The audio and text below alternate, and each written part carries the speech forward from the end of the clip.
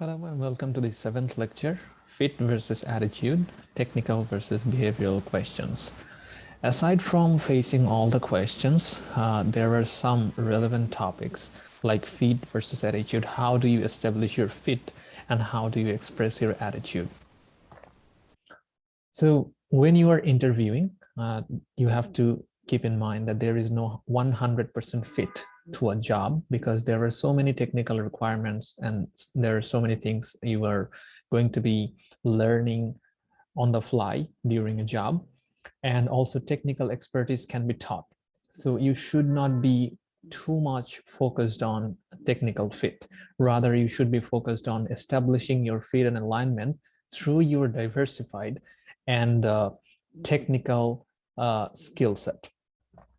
And you should show a positive attitude during the interview session, throughout the interview session.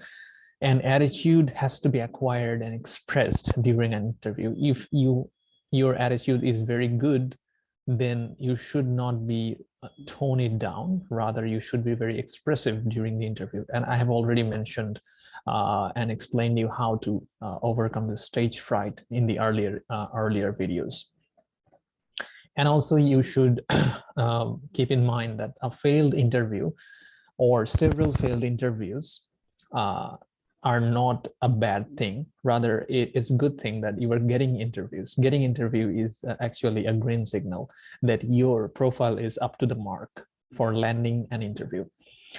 And also in every failed interview, you are actually getting some experience points that you can leverage in the next steps. After several failed interviews, you can actually notice that in the following interviews, you're doing better because you are actually possibly subconsciously utilizing the points that you have taken note of in the next interviews.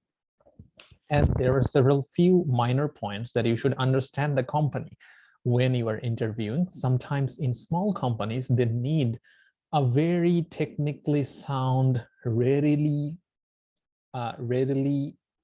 usable candidate for a particular position. Let's say some people, they're looking for a candidate that knows how to operate this machine or this software or has this particular skill set. And also sometimes they ask for a few years of experience, so they don't have to teach you anything at all. In big companies, it's kind of a little bit different scenario. They look for fit, technical fit to some extent, so that you can be technically sound and you can cope up very easily and fast. But they look for attitude and versatility. What kind of diversified and transferable skill set you have. So that's why I have mentioned in the earlier interview about the green signal during the interview. And also you have to understand the interviewer. What is his or her role and expertise and how you should answer and talk to him or her, adjust accordingly. And I'm mentioning it again that you should ask a lot of questions. If not a lot, at least a few relevant questions in terms of short-term, long-term goals of the team and the department and the responsibilities. What will be your focus when you are employed there? And also prepare relevant and related examples, lots of technical and non-technical behavioral examples.